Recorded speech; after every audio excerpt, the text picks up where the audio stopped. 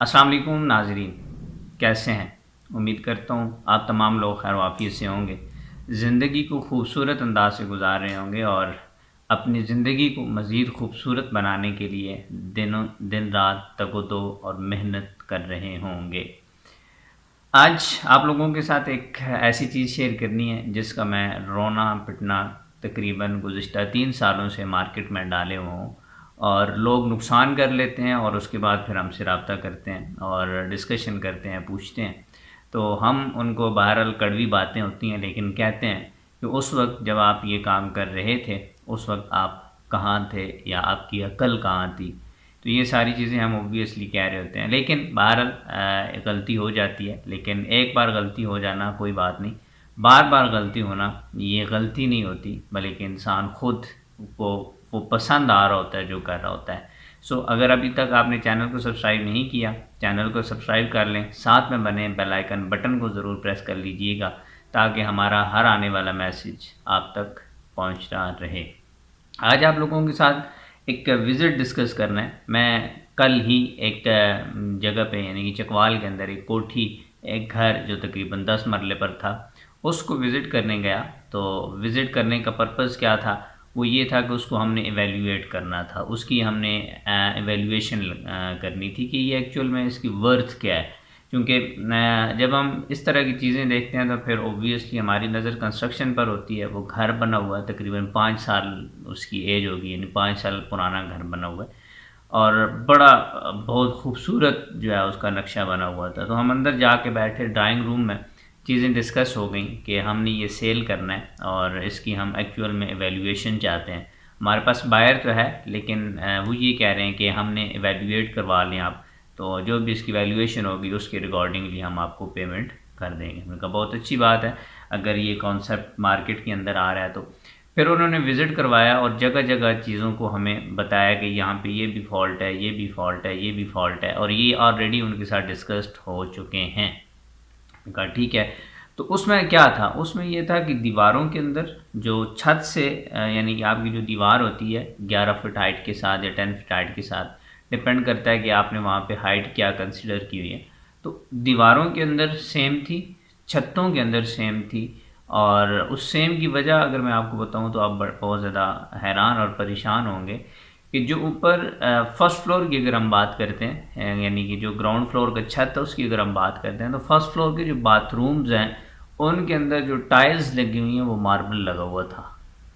और मार्बल इस तरह लगा हुआ है कि ठेकेदार साहब ने कहा कि नहीं, ये कुछ नहीं होता इस तरह का, कभी हमने और 2-3 जगह पे इस तरह का काम किया, वहाँ पे इस तरह की कोई शिकायत नहीं है। तो वहाँ से लीकेज जो है वो चलती रही और वो इफ़ेक्ट जो है वो नीचे दीवारों की तरफ आया।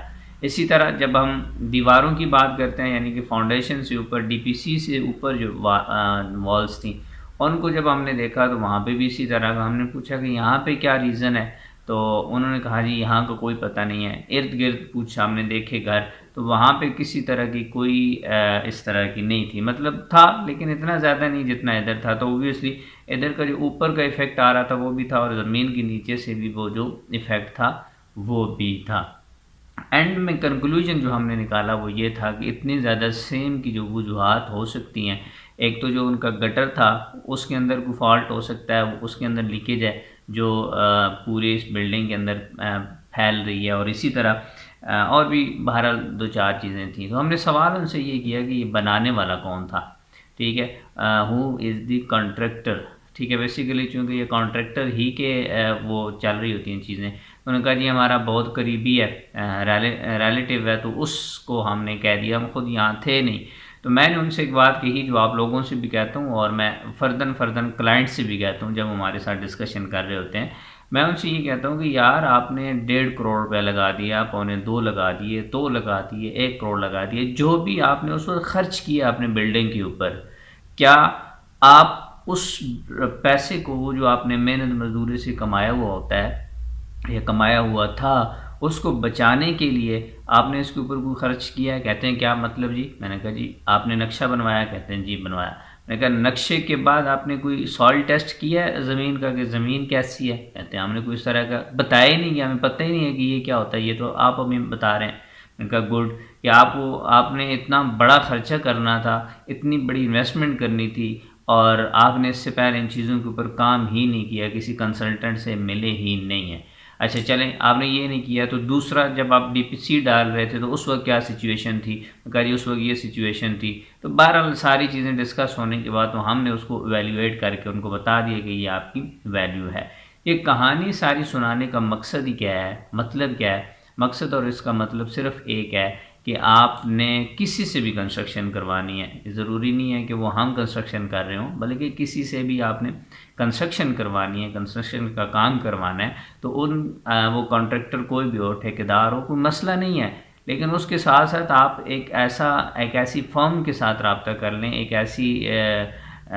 ऐसे लोगों के साथ रब्ता कर लें जो उसको टाइम टू टाइम देखते रहें और उनकी जितनी भी जो क्वालिटी है वो चेक करते रहें, जो जो स्टेप पे जिस काम में होना है वो, ताकि बर वक्त होता रहे, बजाय इसके कि आज आप करोड़ रुपये लगाते हैं और 2-4 साल के बाद वो अपना इफ़ेक्ट जो है वो शुरू कर देता है और वही जो आपकी प्रॉपर्टी है, वो जो आपने ऊपर करोड़ रुपये लगा हुआ था, वो प्रॉपर्टी की वैल्यू होके 50% तक डाउन हो जाए, तो ये आपके लिए भी नुकसानदेह होगा और आपका हार्ट ब्रेक होगा, आपको बहुत ज़्यादा टेंशन होगी। ऑब्वियसली जिसने मेहनत से कमाए हुए होते हैं उसको नुकसान जो नज़र आता है वो बहुत ज़्यादा उसके लिए मसला बनाता है। तो सो जनाब, अगर आपने भी घर को इवैल्यूएट करवाना है तो आप रब्ता कर सकते हैं। आपने प्रॉपर्टी बाय करनी है, रब्ता कर सकते हैं। सेल करनी है, रब्ता कर सकते हैं। प्रॉपर्टी कंस्ट्रक्ट करवानी है, रब्ता कर सकते हैं। और इस तरह की तमाम तर सहूलियात जो आप चाहते हैं कि आपको कंस्ट्रक्शन से, रियल एस्टेट से, कंसल्टेंसी से रिलेटेड चाहिए हो, स्क्रीन के ऊपर नंबर शो हो रहा होता है, आप उसके ऊपर मेरे साथ कांटेक्ट कर सकते हैं और इंशाल्लाह आप कभी भी मायूस नहीं होंगे। आपकी जो इन्वेस्टमेंट करवाई जाएगी वो अकॉर्डिंग टू योर नीड, जो आपकी ज़रूरत होगी उसके मुताबिक करवाया जाएगा। हम प्रॉपर एक क्वेश्चनेयर करते हैं, सवाल करते हैं, उसके बाद जो हमारे सामने रिजल्ट्स आते हैं, जो हमें बेहतर ऑप्शन लगता है, हम वो आपको वहाँ पे इन्वेस्टमेंट करवा रहे होते हैं, बजाय इसके कि फ़लाँ जगह कर दें, फ़लाँ जगह कर दें, या आप जो कह रहे होते हैं उसके ऊपर। क्योंकि जो भी इन्वेस्टमेंट हो रही होती है वो फ्यूचर गोल को लेके हो रही होती है, तो उसके रिकॉर्डिंगली हम आप लोगों के साथ काम कर रहे होते हैं। बहुत शुक्रिया।